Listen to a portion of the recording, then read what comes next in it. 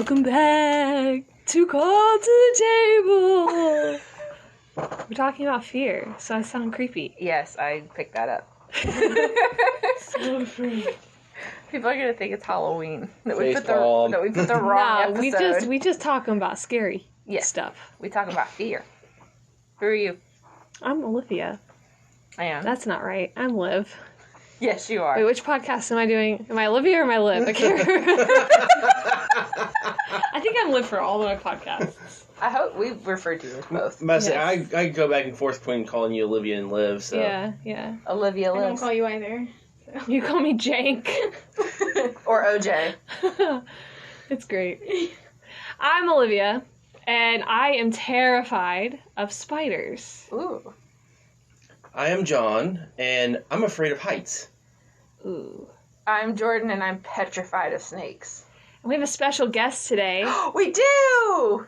So, This is our first time we've ever had a guest. yeah, so Caroline is not feeling good for this episode, so we wrangled in our guest, and she's going to introduce herself. Hi. You have to sit closer. I'm Clara, and I'm scared of Olivia. That is a lie. It's definitely a lie. That is a big ol' lie. That was perfect, though. Sometimes. Oh. Rage monster. Good, There you go. good job. I like I that. need to understand the origin of this nickname as soon as possible. Okay. All right, so yes, in the midst of everything going on with COVID-19 and the world shutting down, we decided to go ahead and talk about how to deal with fear. So I think we just go around the circle like we normally do and just kind of talk about how we deal with fears in general and how we're dealing with the fear of what's going on right now With COVID-19. with COVID-19. Yes. I don't deal with fear very well. It depends on if it's a superficial fear or if it's like a deep-rooted, fear in general. Okay. It's fear, superficial fear, I just run away from spiders, from snakes. I don't like falling. So it's really good that John picks you up every chance that he gets, right? Every chance he gets. But he doesn't drop me, which is the best. I am grateful for the fact that you don't drop me. So... I would say I'm used to picking up light things like you. Oh, well, thanks. So small. That kind of, fear of falling down is one of those things that I find quite humorous because I'm a dancer and I am smaller, so I get picked up quite frequently. Yeah. So I have to trust people in that. But more deep-rooted fears, things that create anxiety, I don't cope with as well unless I can find that deep-rooted anxiety and that fear within that and then speak life into it. Yeah. That's how I cope with it. As far as COVID-19 goes, I'm on the side of, I'm not afraid of it. It's not creating anxiety and fear. I am blessed to be working. I know a lot of people out there are in a position where their jobs are closed. They're not making income. They get to stay home with their families, but the income is not coming in, and that's kind of scary for people. And I'm blessed to be working for a community and for a dance company that we are still putting out videos and we're still working to then receive our full income. So I'm on that spectrum of I'm taking all the proper precautions. I'm washing my hands. I am not going out as often. I really only go to 3 places, and that's my house, my fiance's house, and the studio where we're only allowed a certain amount of people at a time because of COVID-19. And that's really it. Sorry.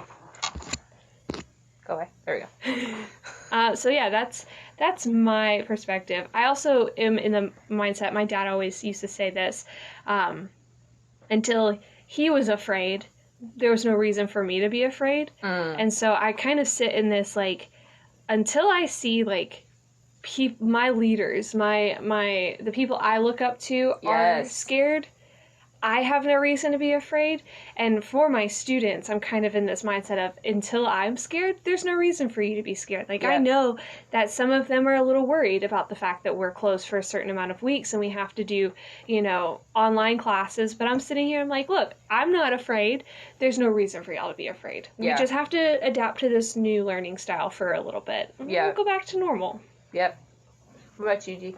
I mean, the first thing that comes to mind when talking about fear is a quote from FDR. The only thing you have to fear is fear itself. Yep. Now, that's not to say you don't get afraid of anything. And I'm not talking about, fear of heights, fear of snakes, stuff like that. But fear of income, if you're going to be able to support yourself. Yeah. Fear of that stuff does creep in. And handling it, with me personally, it requires getting around people who will uplift me. Mm-hmm. You and me have experienced this several times where in fear I've actually broken down crying from this. And it just takes time to work through it.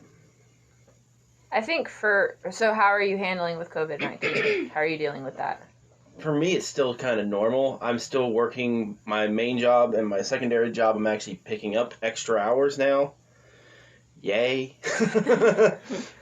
More money! But my second job is very much, we're going to cram you and the other people in like sardines, so. But you are making sure, like, I have said that I don't want you going out as much. We talked about that today. Mm-hmm. So we've been limiting that. I think for me, if it's something like snakes or heights or whatever, I just avoid it. There's a place that we ran into like 3 snakes. I brought my snake today. Is that okay? That's horrible. That's not okay. Is it a python? But no, there was a place that we used to go to all the time, and we saw like 3 snakes in one day, and I have not gone back since. So I'm terrified. I will not go because I'm just like, as soon as I go, there will be like 20 out just laying out in the nature, and I don't really want to deal with that. They have signs that say, "Welcome, Jordan." Wow. Each one have a little thing coming out. Welcome, Jordan. We're ready for you now. Oh, that will be your instance of flooding. Yes. So either you'll come out not afraid of snakes, or you will I'll be dead. Or yeah. just bye. I'm checking out. Mentally, you're gone. I'm going up to heaven on my pizza. Have you heard that? Have you heard me talk about that? No. I said, because one of the things that I have a big issue with is people fighting about the end times, because I think you should be focused on, like, where you're going more than you should be focused on how you're going to get there. And I said, I'm perfectly fine. I told Caroline this one time. I was like, I'm perfectly fine if, like, I go up on a pizza. And so that's what Caroline wants for me now, is she wants me to float up on a personal pizza with my hands folded on my knees and rising up to heaven. So heavenly. I'm just going to tell you right now, if that does not happen, and you put in your final, statements, and I'm still around, and you say, scatter my ashes on pizza, I'm not wasting a good piece of pizza for that. Okay, what you do is you get... What you do unless it's on the pepperoni one, then I'm fine. Then what you do is you eat the pizza and bury me with the pizza box. That works. See, there Compromise. you go. Compromise. Or put it on the Hawaiian pizza with the pineapple and everything. I love pineapple on my pizza. I don't eat pork, so I don't do the whole Hawaiian thing. I eat pineapple on my pizza. My fiance and I have this constant, we usually have pizza once a week, maybe every other week, and half of the pizza is pineapple pizza. He loves it too, but we usually do like half and half because, variety. We like to change things up. We had pineapple pizza, I think it was the other night. I can't remember which night it was, to be honest. That's I think it was detailed. Thursday. Maybe it was Friday. We're very happy for you. Thanks. And your pineapple pizza. I love pineapple. You can have all the pineapple pizza you want. Perfect. You don't have to worry about me grabbing Tell you what, your pizza that you fly up on will be a pineapple pizza. Hallelujah, praise the Lord. Mine's going to be a veggie pizza. John's is going to be pepperoni. Pepperoni meat lover, something like that. Stuffed crust, preferably with garlic on the crust. Yes, please. Ooh. Stuffed crust. Ooh, getting fancy. Mine's gonna be some gross gluten-free one. This is disgusting, but at least I can have gluten in heaven. Oh, man. Heal me from within. See, that's what's going to happen is, like, it will be gluten-free on Earth. And as you rise, the gluten will come into The bread it. will rise. Oh. So, ladies and gentlemen, that's how you deal with fear. You just imagine what pizza you're going to fly up to heaven on. Just We need to saying. induct you as a permanent. So, Clara, how do you deal with fear? I Don't. personally... I got it. I'm just kidding. Truth. I don't. Let it happen. No. No, I kind of dissect the fear and try to figure out why I'm afraid of said thing. That's a very mature answer. And like Do that. It's like, I don't. I have to have this whole conversation with myself to like figure out what the root of the problem is, and when I figure out what the root of the problem is, I'm kind of I'll go through all the worst scenarios, and like I usually find out that they're not as bad as they actually seem in my mind, and then I'm not afraid of it anymore. What are you on the Enneagram? I have no idea. You sound like a 6. I'm a 6. Because I think worst case scenarios. Like, Yeah. all the time. Like, I've already gone through every worst case scenario of COVID-19 that I can possibly think of. And that's one of the reasons why I'm not afraid of COVID-19. Because I've looked at all the worst case scenarios, and none of them are really that bad. Even me getting COVID-19, like, I'm processing it with the Lord, and He just gives me this huge peace about it. Yeah. But I do the same thing as far as like things that not necessarily I'm afraid of, but things that could potentially like be bad for other people. Yeah. Is I think of all the worst case scenarios. Yeah. I process through each one, and then I'm prepared for whichever one comes at me. I'm like, I've already figured this one out.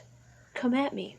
You sound like a 6. You should take the Enneagram. And then all of a sudden, I was on going to the say we should Enneagram. do episode. We've done love Love. language. If you're spiritual, we should do the I Enneagram. love the Enneagram. see, and then one day there's going to be a scenario that you didn't think of, and it's going to hit you completely out of nowhere. You know, God likes to do that to me sometimes. And I look up at Him and I'm like, seriously? He's like, I know everything. You don't. Thank you. I think for me, like, if I'm fighting with somebody, I do that. I think of all, like, the ways that the fight could go. Yeah. Mm-hmm. But what... Shush. Husband over there. Yeah. But, like, with this, I don't know. There's stuff that has come up before. Like, we had, at the beginning of the year, we had some money issues, and I went into, like, panic mode of, oh, my goodness, what are we going to do? What are we going to do? But, like, with this, the only worry or fear that I've had about it is my grandfather's in a nursing home. And the nursing homes are now shut down, so we can't go see him.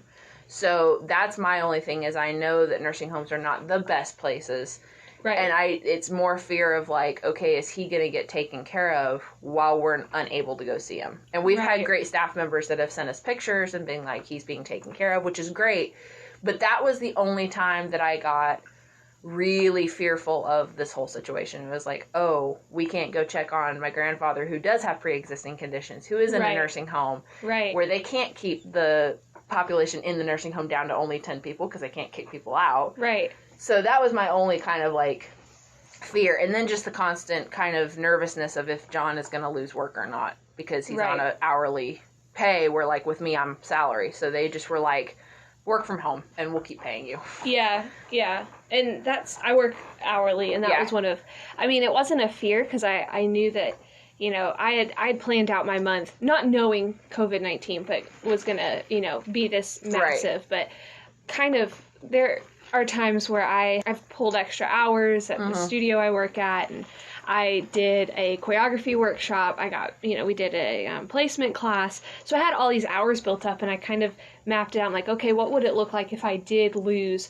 a week or two of work? And I, like, calculated out with all the extra hours I had put into work, it was going to equal out perfectly. Yeah. Where it was like I didn't actually miss those 2 weeks of work, which was a huge blessing to be able to have those opportunities. But what if I hadn't had those? Yeah. Like, that would have impacted me a massive amount. And then what if April wasn't coming? And luckily we're still working and, you know, all of that.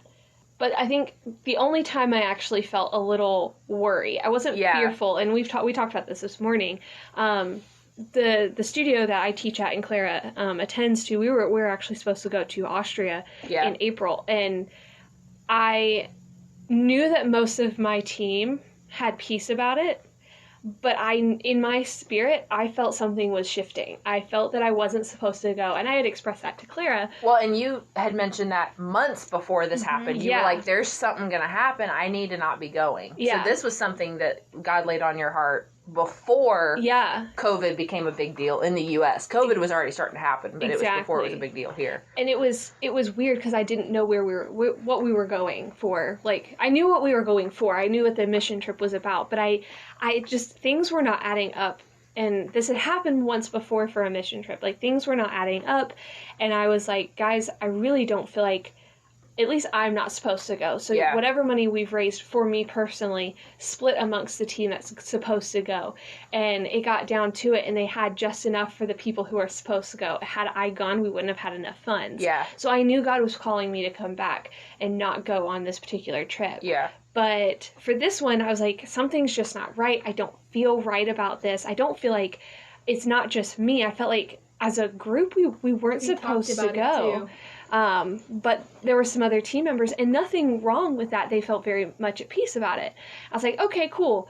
I know God puts this discernment in me when it comes to things like this, because I have no fear in standing up and saying, I'm making a definitive choice. We should or should not go. Yeah.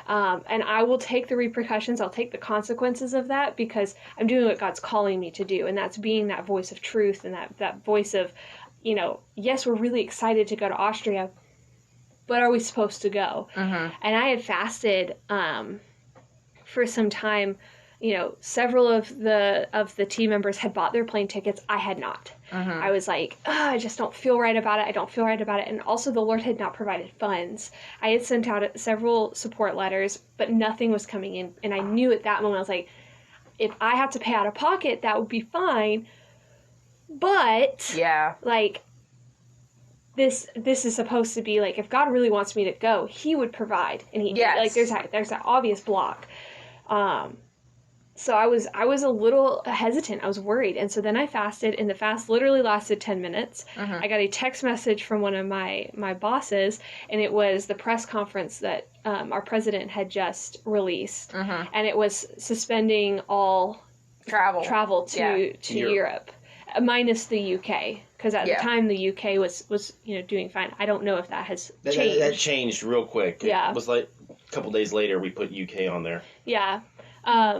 And then we got the call from the organization that was putting on this event for us to do the mission trip, that they had canceled the mission trip. So the Lord was like, because I was ready. At that moment, I was ready. I was like, I will go, and I will tell my boss, we cannot go. We cannot get there, because my fear was we were going to get stuck in Austria, and we would have.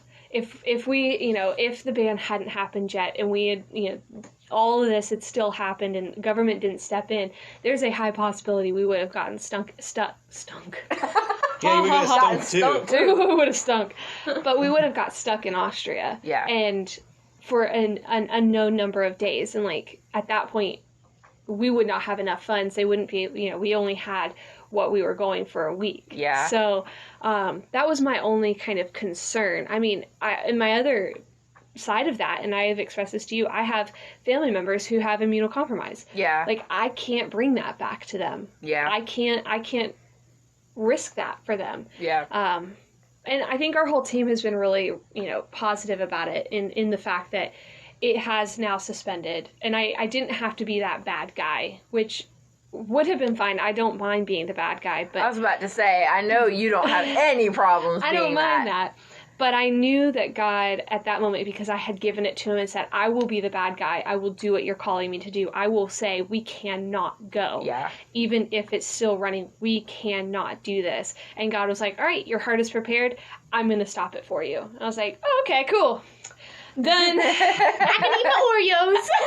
I can't eat chocolate. Oh, that's right. So no, I can't eat Oreos unless they're golden ones. Yeah, I do say. like the golden Oreos. Let's say good. There's lemon Oreos now. I know. They're so good. There's watermelon Oreos. Ew, those are gross. Those are gross. I Tried want it. to try that. John's new favorite Oreos are the mega stuffed ones. Ooh. Have you Are seen they that those? big? They're about that thick. Yeah. Whoa. I don't But on the know. package, it's because they magnify it, so Yeah. it's like this bit. You can't see the top and the bottom. It's just white in the middle.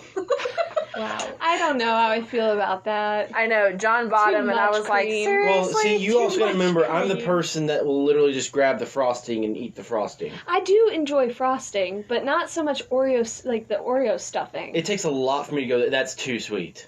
It Yeah. takes If a lot. if I'm saying it's too sweet, I don't think anybody in this room would be able to eat The it. only time I've heard you say something was too sweet was when I made you your birthday cake that was red velvet and cheesecake. Ooh, that And sounds amazing, John except ate it's one slice chocolate. of it and he was like, I'm done. Wow. Like it was That's an accomplishment. yeah. Wow. Because it was layered, so it had it was red velvet on the top and the bottom, and then there's cheesecake growing in the middle, and so That it sounds was. amazing. I will do. I have that an for your amazing birthday. baker for life. Amazing. Yes, I will. I will happily take. I will that. do that for your birthday. Yes. So next time you're But down, not we'll red have velvet birthday because it's cake. chocolate. Yeah. Oh, I'll have to think of something else. Yeah. Peanut butter. Oh, I can make you. You Oh, can't- I can make you peanut butter cheesecake. I love. She's that done that idea. before. Yes. Yeah. An interesting combo. What love peanut butter it. cheesecake? Yeah. It's Girlfriend. It's delicious. It's amazing. My mom just makes like pumpkin and plain. Ugh.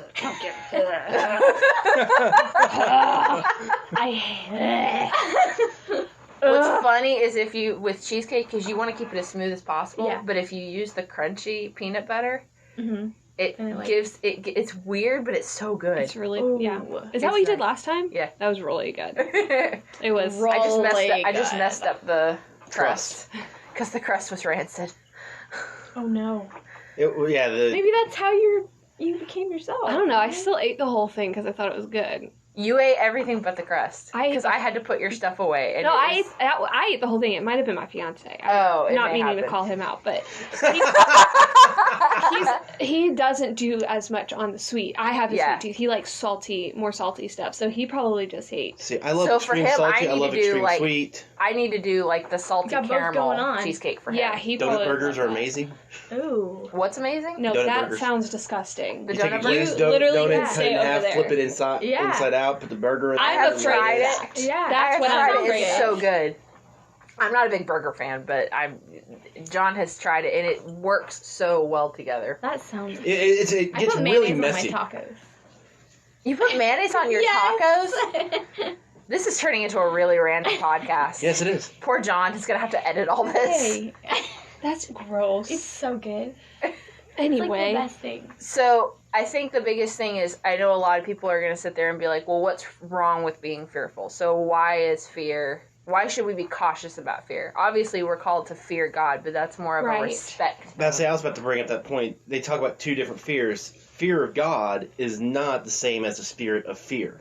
The right? spirit of fear is a lot of times due to you lacking in something, usually with the spirit. For instance, a lot of fear that's going around right now is a lack of building up your storehouses. Yeah. People don't have the money because a lot of people in America live paycheck to paycheck. They didn't take, like, Joseph's example of building up the storehouses for the famine that's coming. Yeah, did you see the meme? Have you seen the meme on Facebook that has the woman and she's standing behind like shelves of stuff and it said couponers are finally in their element? Oh no! Yes! I did it! I found my calling! I have so much food now! I beat everyone else! My mom has kind of been doing that. She's kind of Oh been my like, heavens. I mean, I get yelled at all the time for buying stuff when it's on sale, but look at me now. I mean, there's a time and a place for all of this. You know, there's an excessiveness to it, and then there's the I'm prepared for this, like being prepared and being Hoarding. That's a nicer term. Let's go with that. I say, like my great-grandparents who survived through the German Great Depression, when they finally died, they had used tinfoil tucked underneath the counters. They didn't throw anything away Right, because it could be used for bartering. right. And they lived through a time where that was the only currency in Germany at the time. You burned it because that was more useful than carrying 3 wheelbarrows of money to buy a slice of bread. Right. because that's just how devalued their currency was. So for them, bartering was the only way of doing anything, which actually, due to that, is a reason why Hitler was able to come to power, because he was able to preach about a better tomorrow and have somebody to blame in the process. Right.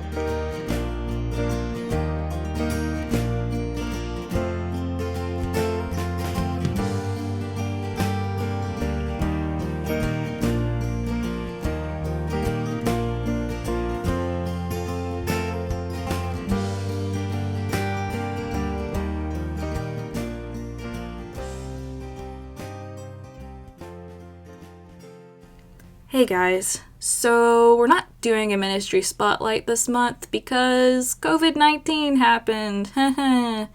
So we as a table team family want to encourage you to stay safe, to wash your hands, take shelter if needed, and pray for our country, for our friends and family, for the world.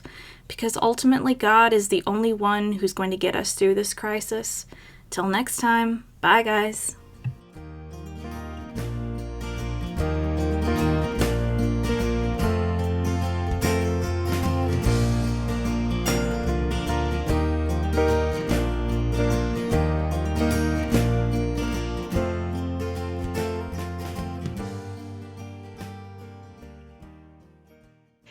Well, I think one of the things that differ between, like, good fear and bad fear, like, that's how I'm going to put it, is, like, the good and the bad.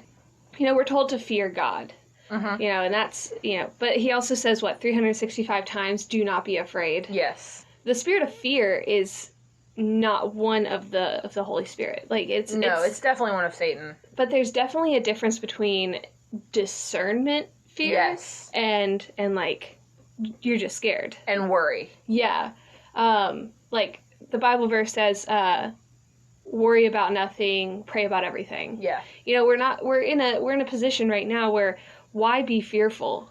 You know, it's why? I mean, I walk into a room, and if I start to feel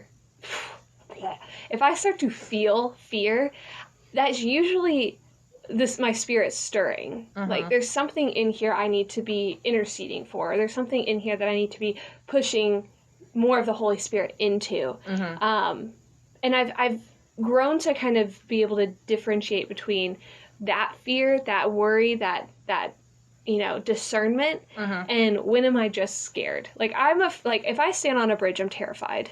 Yeah. Because I'm afraid that bridge is going to fall down, and then I have to fall. Because I don't like the idea of the ground coming close to me that fast. Yeah. Does not sound fun. At 9.8 meters per second. I don't want to know that. I don't need to know that. That's acceleration of gravity. I don't like that.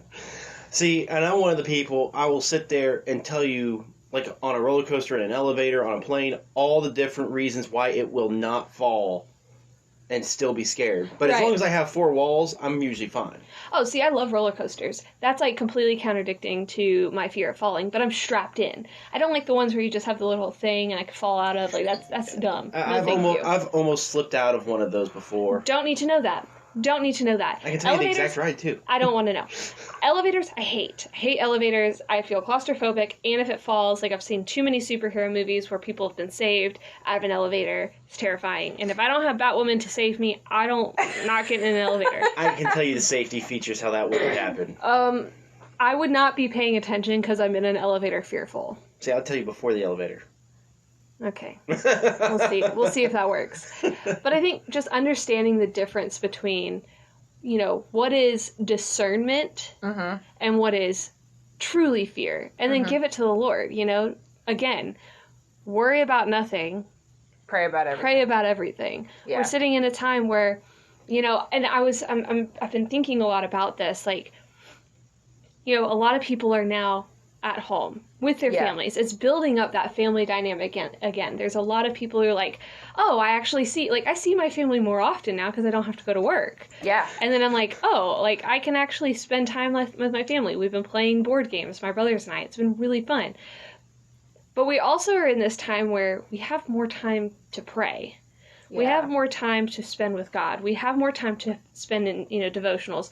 And we're bringing the church back into the house because we have to have these, you know, videos now of church. what if this is what God's really intending for? Like, obviously, yes, he did not sit there and be like, all right, I'm going to put a plague on all y'all, because he promised us that he wasn't going to do things like that. We now have, we talked about this in our Old Testament versus New Testament podcast. Like, we're in this new covenant where we're not seeing God do the same things that he did in the Old Testament, where he was wiping out massive amount of people. Yeah. This is a global pandemic now. We're seeing this globally. What if God's sitting here and saying, hello, you have more time to spend it with me, reconnect your hearts. And then what if we see God literally go, all right, it's over. I brought that up during the Instagram Live. Yeah, I had to miss that. I know, we missed because you were working. It was working. But lots of work. My basic thing was this could be easily God saying, slow down and refocus. Exactly. Yeah. Because we are in a society where everything is now. Not in 2 seconds. 4 seconds ago it needed to be done. Right. And this has really just slowed down almost everything. Yeah. It's almost like everybody sat there and prayed for patience all at one time, and God's like, okay. I didn't do that, and you guys are doing it to me. I did not pray for patience. Don't do that anymore. I prayed for God to give you patience, Olivia. John. I did too! I'm glad I have somebody else here to help me up, Olivia. And you're on either side of me. Darn it.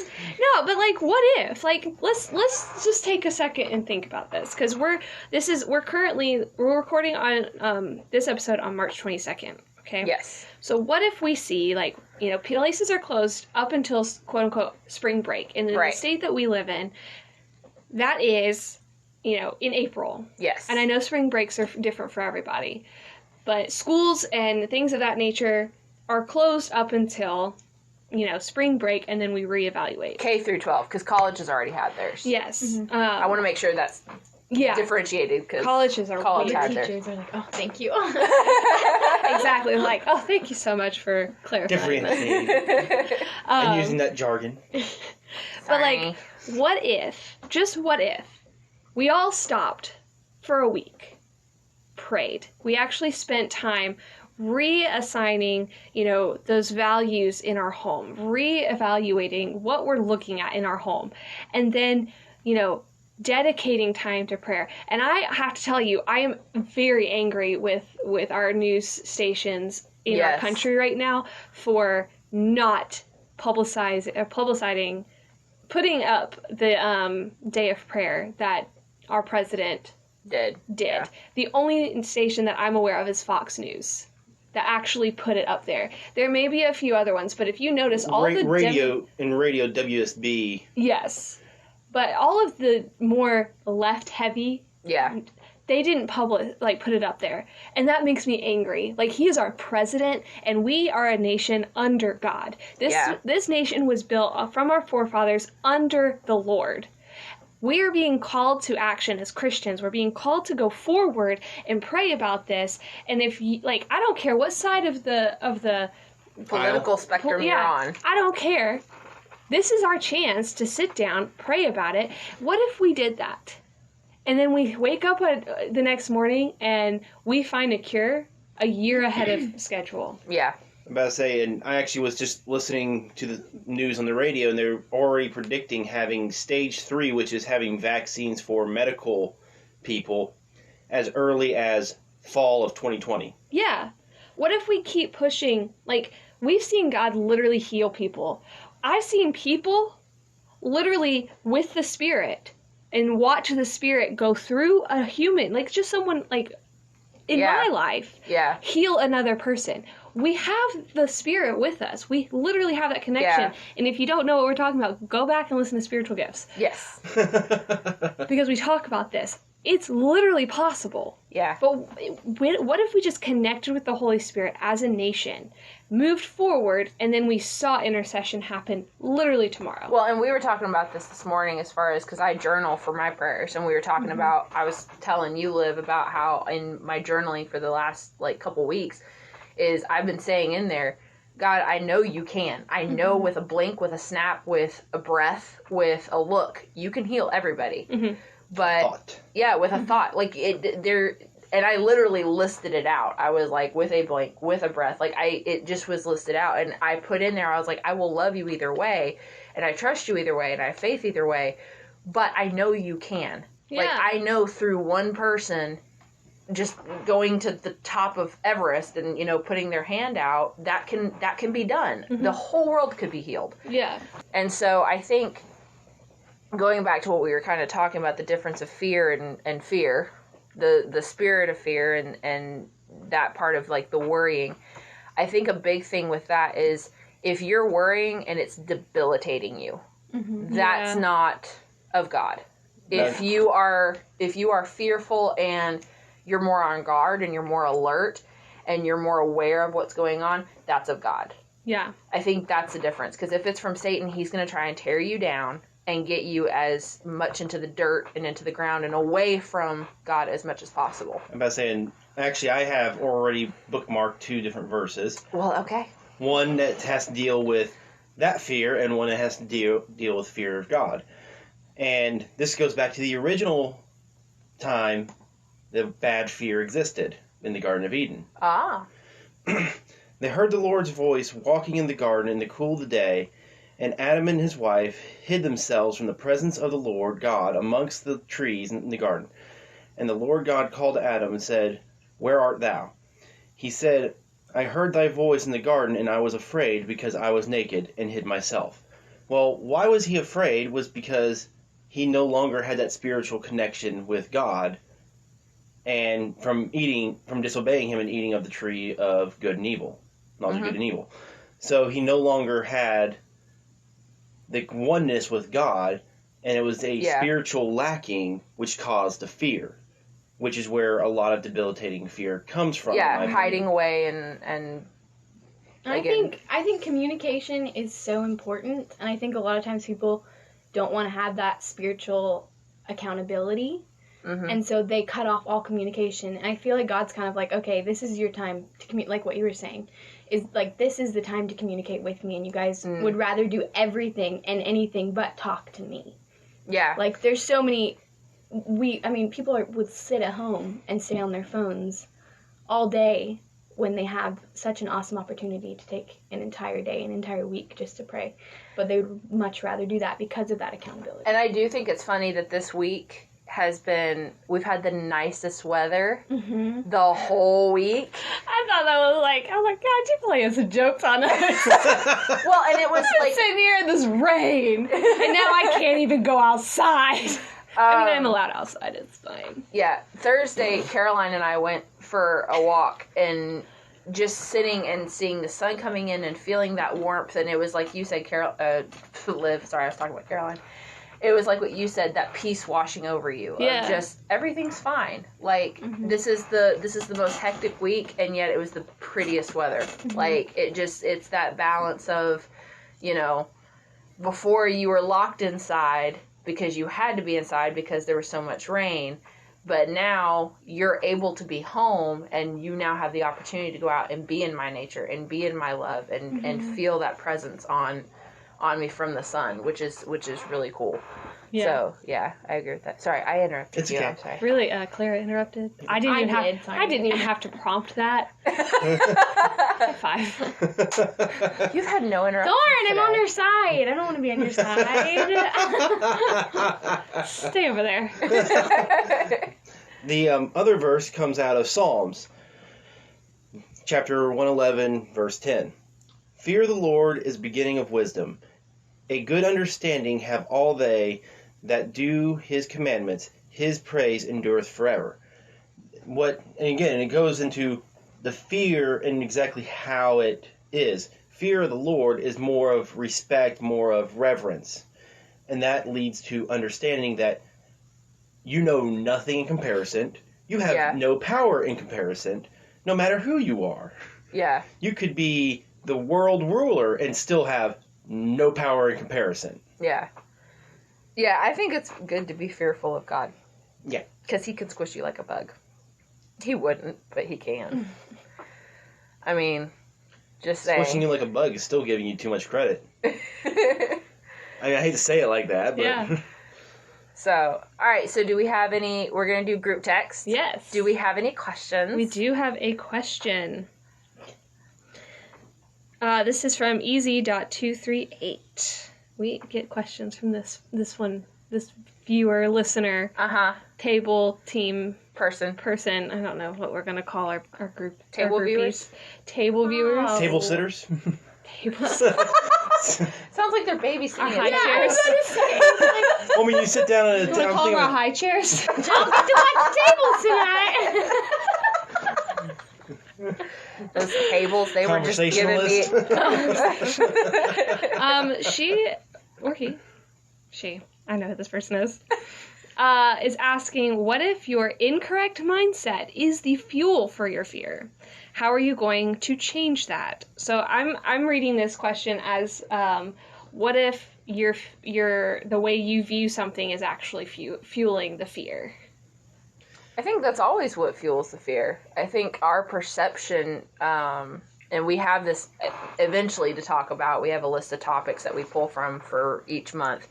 And one of the ones we have on there is perception versus reality. Yeah. And I think sitting down and being able to say and list out the facts and not opinions. And this is what we have to do with the kids that I teach all the time, of differentiating between a fact and an opinion. And I think our incorrect mindset comes from our opinions, which it fuels our fear. The fact is that we have leaders, like you said, Liv, that are not panicking. Yeah. That are making sure that they're doing everything they can to where they don't have to get into a panic situation. That's a fact. The opinion of it is, this is a pandemic, and like making it bigger than it is. Yes, the fact is that Europe is shut down. The other fact of it is we're not in Europe. Right. I mean, we do have a listener for France, though. No, we have 2%. Two different regions in France, so I'm imagining two people. Okay. Unless that one person travel listens to two different regions. I'm going to listen to it here, and then I'm going to go over there, and I'm going to listen to it again. I'm messing with their brains this time. Sneaky.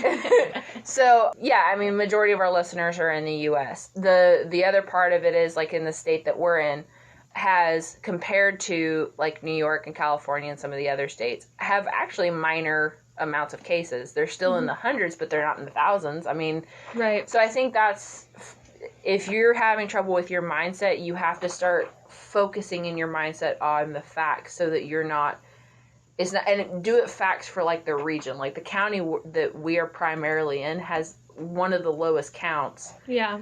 For cases that actually have cases. Are positive. Yeah. So yes, we have cases. We also have the lowest count. I mean, so then I think it's the perception versus reality. Right. But also, if you know you're struggling with your mindset, you're like 10 steps closer to like knowing. Yeah, exactly. Like knowing that you're fearful of something, you've already gone to figuring out like, okay, I've got like something's wrong with my mindset. Like, good job. Yeah. I mean, honestly. Yeah, the first step is realizing good that job. you have a problem. Admit you have a problem. Yeah, I mean, it's really funny because, we not make fun of that, but that's something that comes up a lot of, like, recognize you have a problem, the typical AA thing. But honestly, I mean, it's true. Like, if you know that your mind, what we talked about of playing all the scenarios out in your head, if you know that is a bad thing for you, then turn off the news. I mean, that's something we're getting from our school system that I work for. We're getting that constantly. Turn off the news. Spend time with your family. Spend time in prayer. Spend time away from the negativity that's coming in, because what's coming in is what's going to come out. Yeah. Mm-hmm. And so if you're letting that negativity in, your mindset's never going to get. You can recognize it all you want, and I agree. Knowing that you have a problem is the first step. Yeah, the next step is taking action against it. And I would say the step after that would be go into the Bible and see if you can find that same root fear written in the Bible. Yeah. Like, if you have a fear of plague, say let's use COVID-19. Let's go back to Egypt. Yeah. Like, I would imagine those people were terrified. How did they get through it? They prayed. Yeah. Go find your fear rooted somewhere in the Bible and read the outcome of it. See how you can then put yourself in their shoes and move forward from it. I'm looking up a verse, so if I'm well, while you're looking that up, I know. Go ahead, John. I mean, with your mindset not being right, what you always need to remember is if you put your mind first on God and His will, everything else will line up eventually. So, as there's a sermon I heard, and they referred to a plumb line, which is a weight at the bottom of a string. That way you have a perfectly straight and perpendicular line to the ground. Unless I touch it. Well, you're not supposed to touch it. Well, what if I touch it? Well, then it'll swing, and then eventually it'll go back to how it should. Again. You could swing on it. Don't give Olivia too many ideas. I was about to say, let's not. Because I'm going to come home one day and there's going to be an Olivia swinging from power lines. No, that would electrocute me. Okay, telephone lines. Yeah, that's better. Less likely. Still, even if your focus is on God, yes, it will go out of a line, but eventually it will swing into place. Right. And having patience, having your mindset on God, those two things will get you through 90+%. Right. And one thing that I love about that mindset is that plumb line is always attached, no matter which direction it's swinging. It can't swing alone. It will literally fall and crumple if that line is cut. So no matter which season of life you're in, whether it be patience or maybe you are currently fearful of the things that are going on in this world or something else in your life that's creating fear, if you've got that connection to God, no matter which direction, He's always there connected to you. Yeah. He's not going to abandon you. And I think that's something that people right now in the midst of hysteria, and yes, I'm considering what is going on in the world hysteria right now. I think Where's all the toilet paper? Listen, I'm going to go ahead and say what I've been saying about this toilet paper thing. What have y'all been wiping with? If you now need to stock on not just toilet paper, but soap. So what have y'all been doing? Are you wiping and not washing your hands? And then you don't have toilet paper, so what are you wiping with? I'm not okay with this thought. They might be going back to the Middle Ages where they wipe with their left hand. And If you don't have toilet paper, I'll get you some duct tape, and you can just use that. I have toilet paper. Oh, okay. I'm very fine on the toilet paper thing. But no matter what season you're in, God's never going to abandon you. And if COVID-19 is something that you're really fearful in, whether it be financially, whether it be, your grocery stores are running out and you don't have that 2 week, because we are living in a current state of hysteria. It's this new shift in our world that we haven't experienced yet. Yeah. We don't know what the outcome is going to be yet. We don't know what our stock market's going to look like. All we know is it's plummeting. Yeah. We don't know what our travel plans are going to look like. All we know is they're canceled. We don't know if people are having to cancel their weddings. Yeah. And they're like, I can't even get married to my best friend. I could go to the courthouse. That's just be real. Yeah. But they don't know what the outcome of all of this is going to be. There are places that are like, we don't even know if we're going to... There are students who are like, I don't know how I'm going to graduate because now I'm online learning. There are dance teachers in colleges who are like, how am I supposed to give them a grade? Yeah. What am I supposed to do? But at the end of the day, God's not abandoning you. There's no abandonment there. We're not orphaned. Yeah. We're not alone in this. God is still right there with you saying, my child... I'm still here. Just just turn around. Turn around. Yo. Turn around. See, I'm still here. God's right there. I think in specifically reference to COVID, I think the other thing that we have to remember is this is not the first time that something like this has happened. Right. And we've survived every single time. Now, obviously, we know there's going to get to a point where we are in the end times and we're not going to come back to it. The believers will, because we'll be in heaven with the Lord. But I think for right now, the one that my mom was talking to me the other day, and I will post this on our Instagram account if our listeners want me to. You just need to message us directly.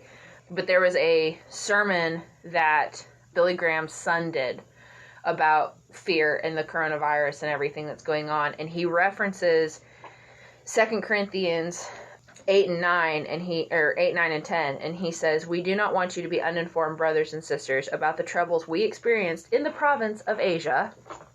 Came from China. Hello. We were under great pressure, far beyond ability to endure, so that we despaired of life itself. Indeed, we felt we had received the sentence of death, but this happened that we might not rely on ourselves, but on God, who raises from the dead. He has delivered us from such a deadly peril, and he will deliver us again. On him we have set our hope, and that he will continue to deliver us. So, and that was Paul writing, you know, to the Corinthians about something that had happened in Asia. And they survived it. Right. And, I mean, we've survived. To me, the virus is bad, but we've survived worse. You look at the plague that literally wiped out just billions of people. God flooded Spanish the earth. flu. Yeah, Spanish flu. The flood. Quite literally, one family survived. So I think, in specifically with COVID, I think the other thing with the mindset is to just keep reminding yourself this is not the first time that it's happened. Right. This is just the first time it's happened in our lifetime. Right. And that's the big thing. So we've talked a lot about, and I'm going to actually take the reins for a second. Go for it. We have a guest, and I kind of want to hear, but we've talked a lot about how the working generation right now is handling this. How, because you're still a student, how, as a student, and I know you're homeschooled, so it is a little different.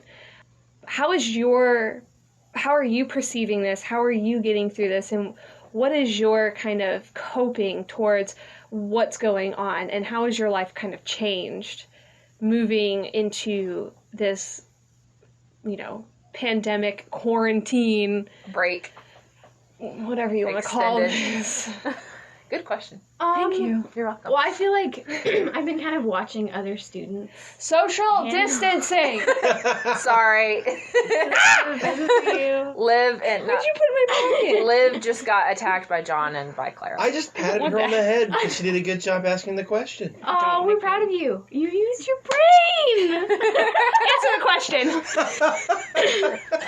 But I think there's different families handling it, like, everything in a different way. And I'm sitting here with somebody who's about to get married and then a married couple. And you guys don't have kids yet. Well, but like you don't have kids yet. I don't have children. Why did you make that sound like I had kids? Take here. I mean, neither one of us. I just have adopted children. Okay. Like unofficial adopted children. Yeah. You being one of them. But there are families that are handling this in their own way. So every family has a different perspective. Yeah. So I know people who, like, their parents are like, okay, you're not allowed to get out of the house. Like, you have to stay in the house. You're not allowed to go anywhere. You're not allowed to go outside. You have to stay in the house. And their kids have come home from college. Like, nobody's allowed to leave. Yeah. And then there's people, like, my family, where it's like, my parents don't really have control of where we're going because there's a 21-year-old and two 19-year-olds and then our little brothers. So it's a little different because you have different families handling this in a really completely different way. But individually,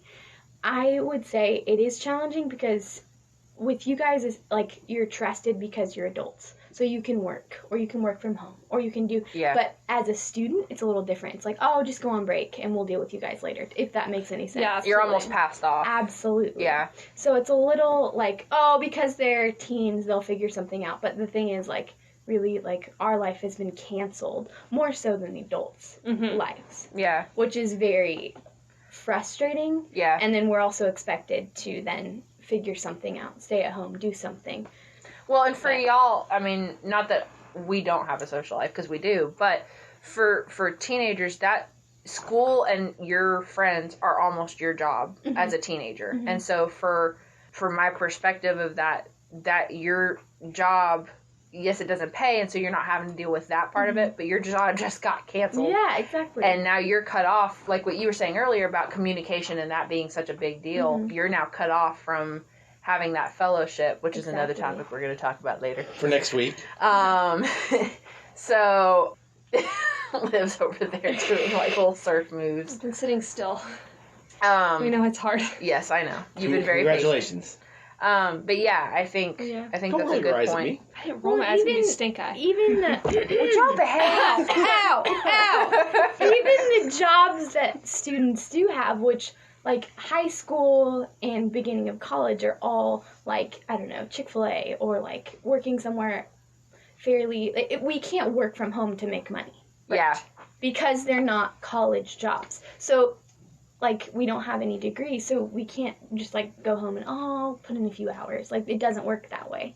We have been cut off from our money as well. Yeah. But the way, like, and then that goes back to the family thing. Different families have different things. Like, if they pay for more, then it's more fun, but, like, then there's other kids who pay for everything. From your perspective, what would be a good way, what would be some advice you would give to students or to, I hate saying the younger generation, but like the students? You guys are old, I'm young. I'll Don't be here say for that. longer. You guys are soon gonna die. So, okay. Whoa, define soon. I mean, do you know something that we don't? World War III is about to break out in Wait, in how my old are you? guest Are room. you like 50s, 40s? No, John's older than I am. Okay, sorry. I don't know. Just thought you We were figured out what we're older. going to do for your birthday, by the way. Oh, okay. Yeah, I'm gonna dig a hole My out next of one. that. Barry. What are you doing? Do I get to put like a I cloth think over she's my? seizing. I was really proud of that one. Do I get to put like a cloth over my face so I can try to dig out? Yeah, Oh, okay. it's a game. Okay. And I can stick my hand out like in all the zombie movies. Yeah, and the more Corona bottles that you find, the better. The more points you accumulate. No, that's not enough. Keep going. Hey, Bonus point. 15 and more. if I find one with a lime in it, Okay, sorry. Cool. Oh, I was about to say that'll actually keep That it is fun cool. time. Yeah. So, real fast, do we have any shout-outs? And then we'll do a pass around one last time. Not this week. Okay, that's fine. So, Wait, but Claire didn't finish your question. oh yeah. Any advice? I would say spend your time wisely. Yeah. Like, there's been so much stuff on Instagram, and I don't have TikTok or Snapchat because I personally don't think that they're We're very wise. proud of you Spend for the that. ti- Thank So you. proud. But there's been so much, like, you go on Instagram and there's so many people that are posting millions of stories trying to prove that they are spending their time and having a good time with the time that they have that's free. But you don't need to prove anything because this time is a gift, and you don't need to prove anything to your friends. You don't need to prove anything to anybody that you're spending it like with people, or you're posting cute quotes or anything like that. You don't need to prove anything, and just, I guess, take this time to relax and pray about especially future stuff if you're a student, because this is a really important time. A lot of times people push it aside and like, oh, I'll research that school at some point when I'm free, but like, you're free now. So take that time to look into the future and make those plans and pray about those plans as well, because you have time. Yeah. Liv, Really any good. advice for people dealing with You're fear? so old.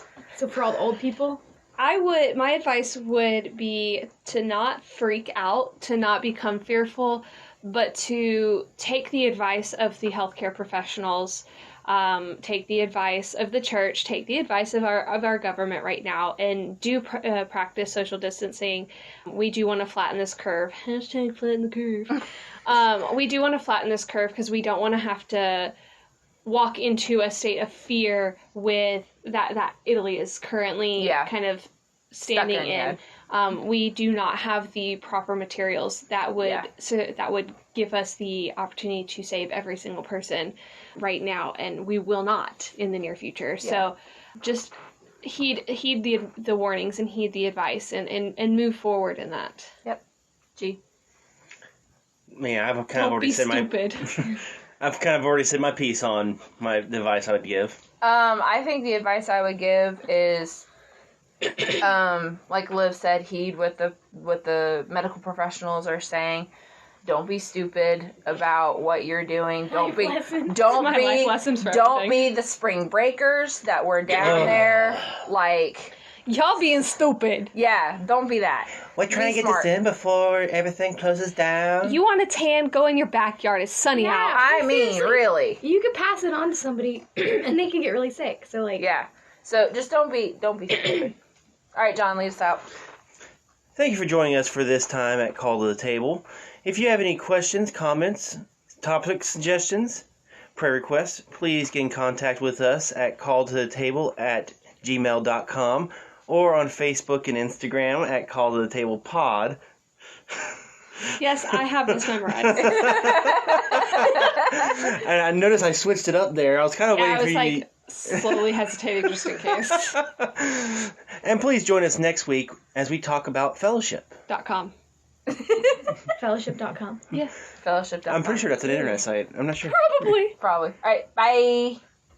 Gotta say bye. Bye! See, that's kind of the thing. Everyone says bye, and then I don't. Oh, so defiance is the thing then. For Yes. me. Okay. Oh, and thank you, Clara, for being on. Yeah. Yay. Thanks, First Claire. guest. Woo! Yay! We had a guest, y'all. And I'm the best guest to have. I mean, I Really? I can't complain. All right. Bye, guys.